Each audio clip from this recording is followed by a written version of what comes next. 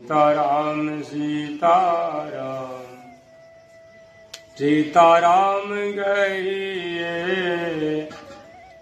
जाए वेद रागे राम ताए वेद रहिए।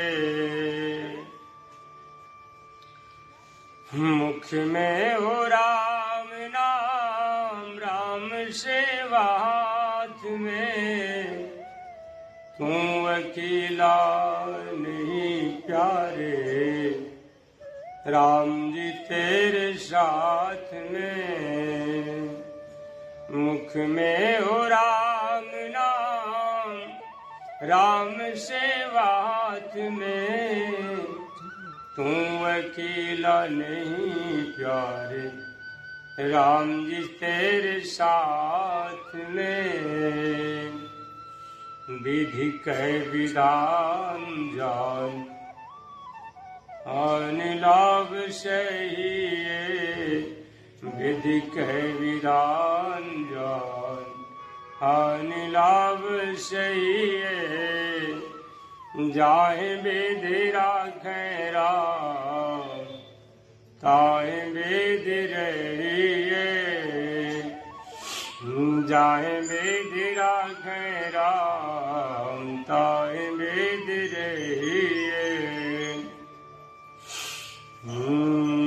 सीताराम सीताराम सीताराम गहिए जाहि विधि राखे राम ताहि विधि रहिए। प्रेम से बोली सच्चिदानंद घन भगवान की जय जय सीताराम। आइए अब हम सब लोग चले अपने स्वाध्याय की तरफ। अपने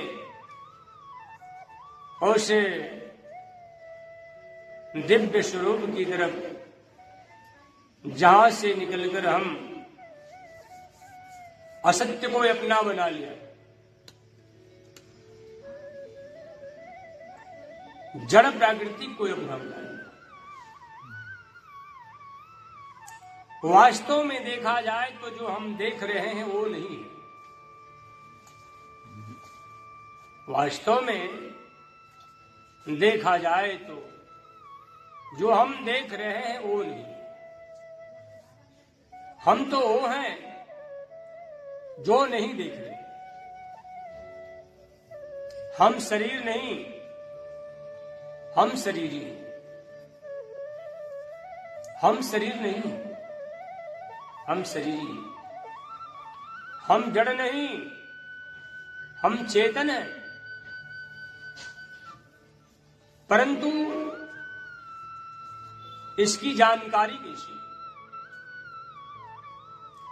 हम जड़ नहीं, हम चेतन हैं, इसकी जानकारी कैसी? कौन बताएगा? जड़ और चेतन का बोध, सत्य और असत्य का बोध, प्राकृतिक और ब्रह्म का बोध, आदि आदि इस संसार का और संसार के अंदर रमण करने वाले परमात्मा का जो ज्ञान है, इन सब का आश्रय सदगुरु है। इन सब का आश्रय गुरुदेव है। गुरु की कृपा से इस रहस्य को जाना जा सकता है। मनुष्य अपने मन से जो कुछ भी करता है उस कर्मों का कोई महत्व नहीं, क्योंकि जो कर्म शास्त्र के आधार पर नहीं है, जो कर्म मर्यादा में नहीं, जो कर्म वेद विधि से नहीं, उन कर्मों का कोई महत्व नहीं है। क्योंकि भगवान ने स्पष्ट ही कह दिया, ये शास्त्र विधि में प्रसिद्ध है। वर्त दे कामकार का। हे शास्त्र विधि मृत सृज्य वर्तते कामकार का। नाशा सिद्धिं मवाप्नोति न सुखम न पराम गतिम। प्रेम से और सच्चिदानंद घन भगवान। जो मानव शास्त्र विधि त्याग दिया, जो मनुष्य शास्त्र विधि को छोड़कर मन माना मन कल्पित आचरण करता है, न सा सिद्धिम वापनोति, न तो सिद्धि को प्राप्त होता है, न सा सिद्धिम वापनोति न सुखम, न तो सुख को प्राप्त होता है,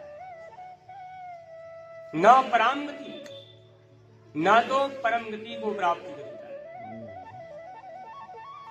इसलिए भगवान का आदेश आया कि जो मानव,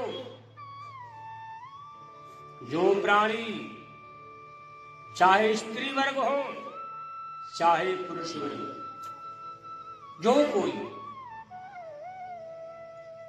वैश्य, शूद्र, क्षत्रिय और ब्राह्मण, ज्ञानी आदि आदि जितने भी साधु सज्जन हैं, परमात्मा का जो अनुरागी है, ईश्वरा अनुरागी जो है, अगर परम ब्रह्म के स्वरूप को, उनके तत्व विभाग को अगर जानना चाहते हैं, परमात्मा का दर्श स्पर्श चाहते हैं, उनको भगवान के आदेश का पालन, भगवान के बनाए हुए मार्ग का अनुसरण, भगवान के बनाए हुए लकीर का अनुगमन करना चाहिए। आज इस घोर कली काल में जितने भी कर्म हो रहे हैं, वे सारे के सारे कर्म अपने मन से हो रहे हैं। शास्त्र की कोई मर्यादा नहीं रही, वेद का कोई अनुशासन नहीं रह गया, क्योंकि संतों ने एक पहले से ही भविष्यवाणी कर दी कि इस संसार में लोग अपने मन का आचरण करेंगे। सब नर कल्पित करहि अचारा। सब नर कल्पित करहि अचारा। बरन जाहि अनीति अपारा। सब नर, सभी लोग कल्पित आचरण करेंगे, बनावटी, अपने मन का मन में जो आया सो कर देंगे। मन में जो आया, हम मंदिर में जाएंगे, स्नान की क्या आवश्यकता, हम पूजा करेंगे, इसमें शुद्धता की क्या आवश्यकता, हम तपस्या करेंगे, हम दान देंगे, हम यज्ञ करेंगे, हम साधन करेंगे, इसमें शास्त्र से क्या मतलब, नियम से क्या मतलब, हम ऐसे ही करेंगे। साधुओं से क्या मतलब, ब्राह्मण से क्या मतलब, वेद से क्या मतलब। इसलिए सारे के सारे लोग अपने मन का आचरण करने लगे। ऐसा नहीं होता, इस जगत में ब्राह्मण का अस्तित्व नहीं होता, साधुओं का अस्तित्व अगर नहीं होता, शास्त्र विधि का अस्तित्व नहीं होता तो परमात्मा इस मर्यादा को बनाकर ही क्यों रखते। इसलिए प्राचीन काल में जितने मानव हुए, बहुत से ऐसे मानव इस मर्यादाओं का खंडन भी किए, लेकिन बहुत से ऐसे मानव हैं जो संतों के आदेशानुसार, ब्राह्मण के आदेशानुसार, ऋषि महर्षियों के बताए हुए पद चिन्हों का अनुगमन किए। संतों की शरणागति से, परमात्मा की शरणागति से मनुष्य के सारे मनोकामना सिद्ध हो जाती है। ये वेद की मर्यादाएं, वेद की परंपरा है। इस मानव काल में, आज इस घोर कली काल में, आज भी अगर आपको जो कुछ भी चाहिए आपको प्राप्त हो जाए। कहां से? सत्संग से। सुन समुझहि जन मुदित मन, मंजहि अति अनुराग, लाई चार फल यचत तनु, साधु समाज प्रयाग। साधुओं के शरण से 4 फल मिलेगा: अर्थ, धर्म और काम, मोक्ष। आपको सेवन करने नहीं आता। साधु संगति का सेवन करने आपको नहीं आता। साधुओं के पास कैसे जाना चाहिए, संत से कैसे मिलना चाहिए। महाराज चक्रवर्ती सम्राट दशरथ जी को पुत्र की कामना हुई। एक बार भूपति मन माही, भय गलानी मोरे सुत नाही। एक बार दशरथ जी को गलानी हुआ, मेरे पास संतान नहीं। दर्पण में उन्होंने देखा कान के बाल सफेद हो रहे, कान के बगल में बाल सफेद हो गए। बिना पुत्र का नरक तो क्या, स्वर्ग तो क्या, नरक में भी प्राणी को स्थान नहीं होता। चिंता हुई। गुरु के पास गए, समस्या सुनाए। गुरुदेव ने कह दिया पुत्र यज्ञ करना पड़ेगा। उस समय महाराज दशरथ पुत्र को पाने की लालसा से वशिष्ठ जी से यज्ञ करने को कह रहे हैं। कहे मैं नहीं कर सकता राजन, यज्ञ तो श्रृंगी ऋषि करेंगे, उन्हें ही बुलवाइए, उनके द्वारा यज्ञ संपन्न हो।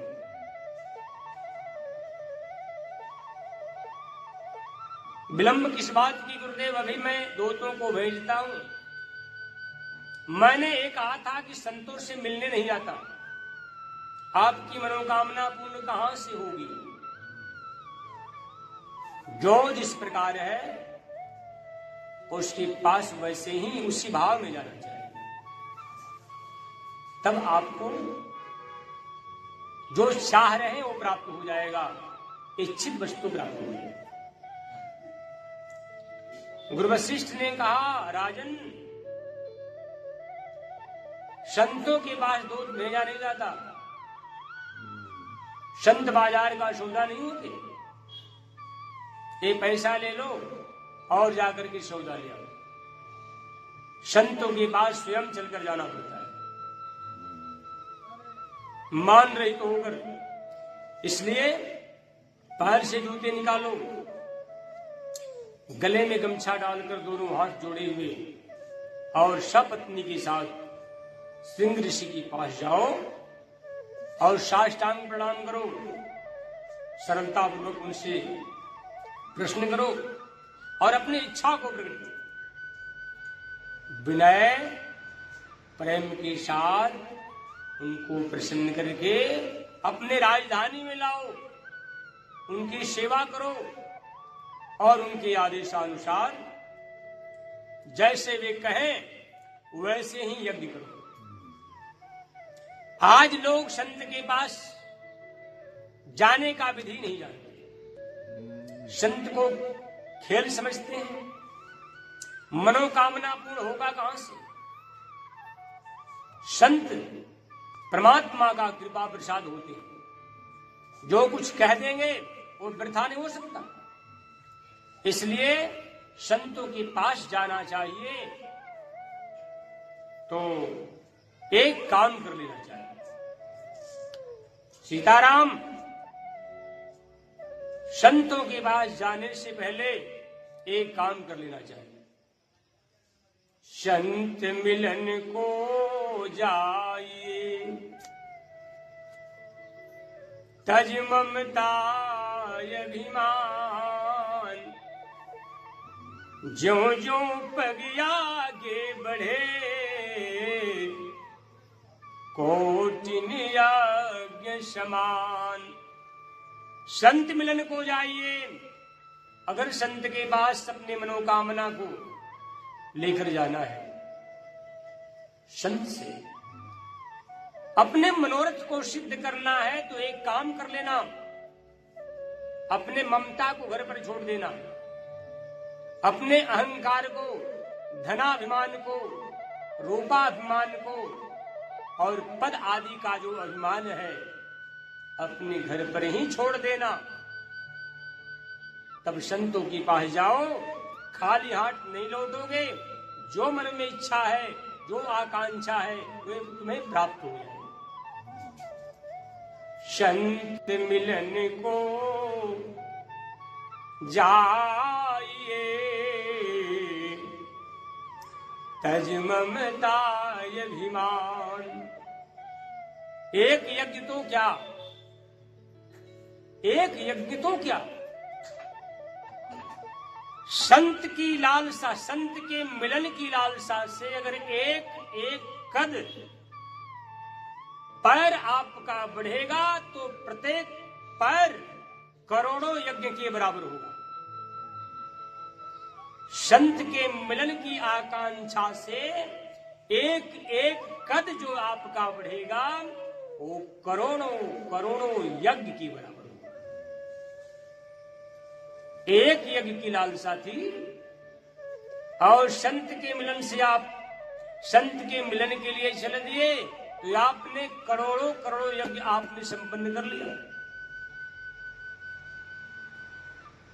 संत मिलन को जाइए, तज ममता अभिमान, ज्यों ज्यों पग आगे बढ़े, कोटिन यज्ञ समान। ऐसा ही महाराज चक्रवर्ती सम्राट दशरथ जी ने किया। श्रृंग ऋषि को बुलाए, साष्टांग प्रणाम करके और अपने मनोकामना को उनके चरणों में समर्पित कर दिया। श्रृंग ऋषि वशिष्ठ बुलावा, पुत्र काम शुभ यज्ञ करावा। भक्ति सहित मुनि आहुति दिन है, प्रगटे अग्नि चरु करलिन है। प्रेम से बोलिए सच्चिदानंद घन भगवान। गुरु वशिष्ठ जी ने श्रृंग ऋषि को बुलवाए, भक्ति सहित श्रृंग ऋषि ने यज्ञ में आहुति डाली। यज्ञ भगवान प्रसन्न होकर के और कलश के पात्र में भरे हुए अमृत के समान तुल्य, अमृत के तुल्य, अमृत के समान खीर लेकर प्रकट हुए, जिसके फलस्वरूप महाराज चक्रवर्ती सम्राट को, महाराज दशरथ जी को 4 रत्न प्राप्त हो, जो ब्रह्मा परम ब्रह्म सच्चिदानंद का अंशा होता है। राम, लक्ष्मण, भरत और शत्रुघ्न जैसे महान विभूतियां महाराज दशरथ के आंगन में आकर के डोलने लगी। कैसे संभव हुआ? संत की कृपा से। आज के लोग संतों का शरण छोड़कर